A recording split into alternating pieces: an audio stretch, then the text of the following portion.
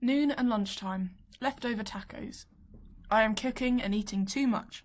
Everybody is baking. We got an ice cream maker. Eating and drinking are the new obsessions. We order wine by the case and I talk about meal planning. It's a daily topic of conversation and it really is starting to bore me to tears. At least when the weather is nice we can do gardening, but it's so cold up here now it even snowed Sunday. So we are left with, what will we eat today?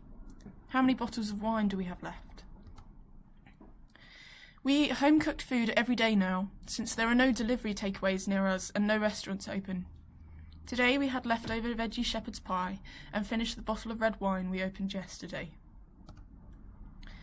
Flour has been unavailable for weeks, and since we're a vegan family, well, I'm vegan and do all the cooking and meal planning, so my vegetarian wife and children are vegan by default at home, and I need to make healthy food, I had to order flour from a mill. Some was delivered yesterday.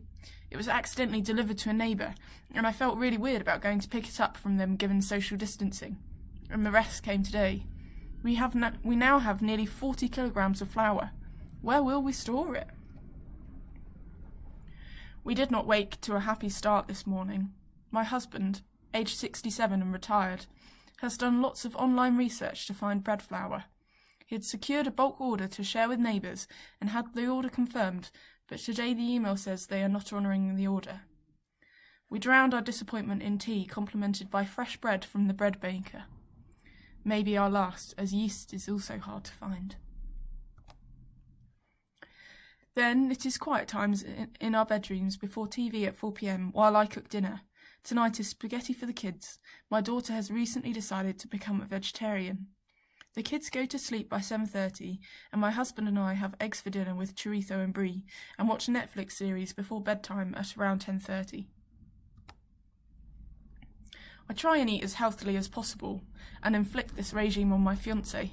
So today I cooked chickpeas from dried for the first time.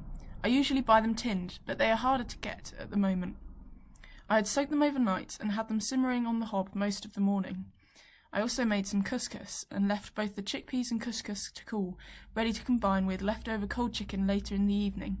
Actually, for my fiancé and me to have for supper tomorrow evening. It's easier for him to take to work.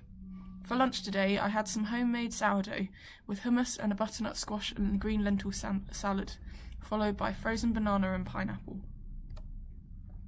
W made us a snack lunch, tin mackerel on toast, and we ate at the breakfast bar in our kitchen, which looks out over our back garden and the fields beyond.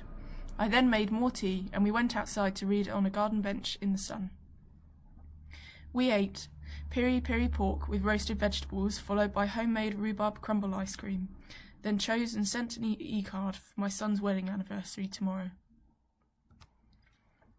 A walk around the garden whilst lunch cooks. Chicken soup for the soul. Dinner time. We are eating well despite the odd situation. Chicken again tonight, and I even used a recipe. I almost stuck to it. Unheard of behaviour. Dinner involved cooking spaghetti with 2 different sauces for my 2 vegetarian older kids, giving my youngest the rest of a macaroni cheese I made for last week, and making a tagliatelle carbonara for my husband. Pudding was a free-for-all, as usual. Made, I must say, was a delicious risotto, with lemon, parmesan and leftover stir-fried veg from last night. Stuffed, or is that the baby? But room for half a Kit Kat for sure.